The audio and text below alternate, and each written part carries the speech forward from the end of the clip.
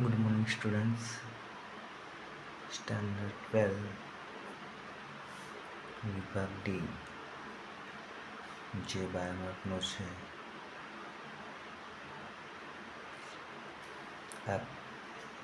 હું હેમંત સર એક સહેલું ચેપ્ટર લઈને આવ્યો છું, જેનું નામ છે હિસાબી ગુણોત્તર અને તેનું વર્ગીકરણ.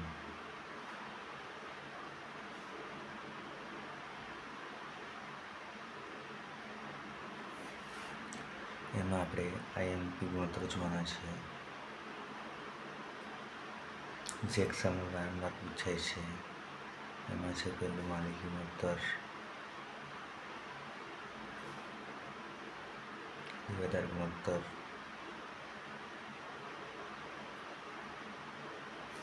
સ્ટોક ગુણોત્તર, લેન્ડાર ગુણોત્તર,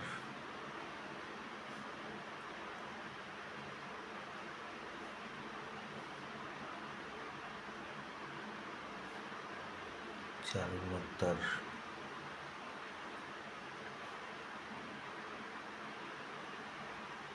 વગેરે. બીજા ગુણોત્તર છે, પણ જે આઈએમપી ગુણોત્તર છે તેની આપણે વાત કરીશું. સૌથી પહેલાં આપણે જે એક્ઝામમાં અવારનવાર પૂછાય છે, સ્ટોક ગુણોત્તર.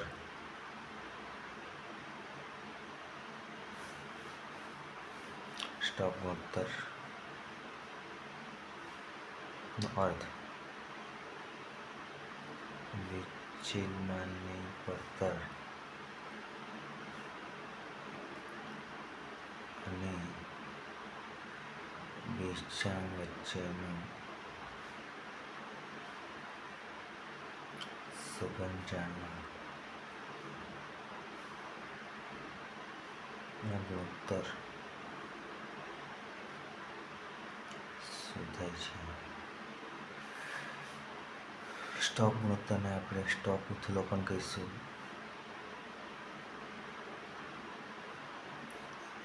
તેને સ્ટોક ચલણ દર પણ કહેવાય છે. સ્ટોક ગુણોત્તર શોધવાનું સૂત્ર છે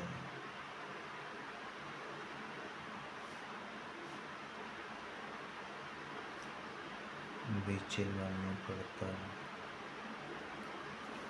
ભાગ્યા સરેરાશ સ્ટોક, જ્યાં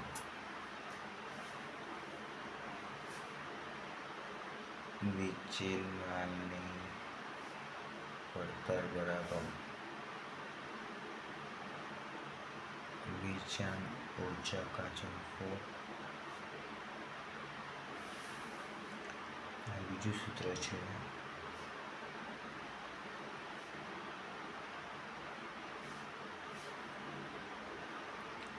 શરૂઆતમાં સ્ટોક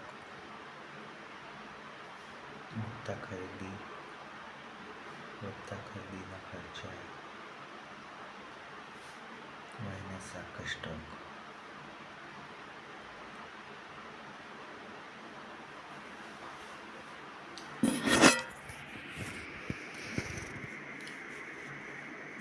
આપણે સમજીશું.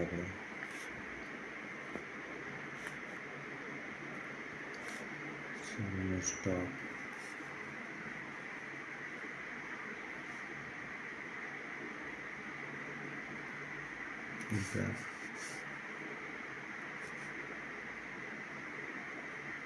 આખો સ્ટોક 3 લાખ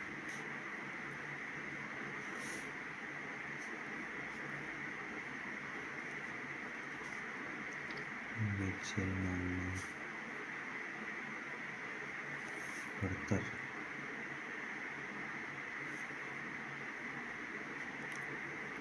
₹40 લાખ.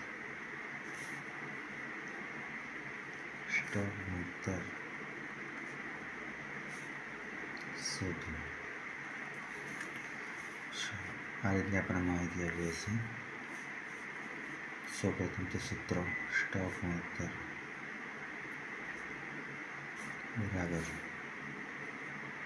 વેચેલ માલની પડતર ભાગ્યા સરેરાશ સ્ટોક. વેચવામાં પડતા પણ આપે છે 40 લાખ. સરેરાશ સ્ટોક શોધવો પડશે. સૂત્ર શરૂ વત્તા આખા ભાગ્યા 2. શરૂ છે 1 લાખ, આખર છે 3 લાખ ભાગ્યા 2.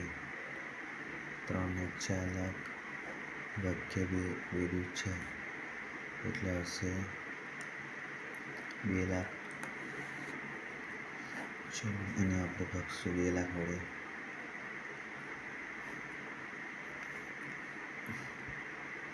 2 દૂ 4 એટલે આપણો જવાબ આવશે 20 વખત.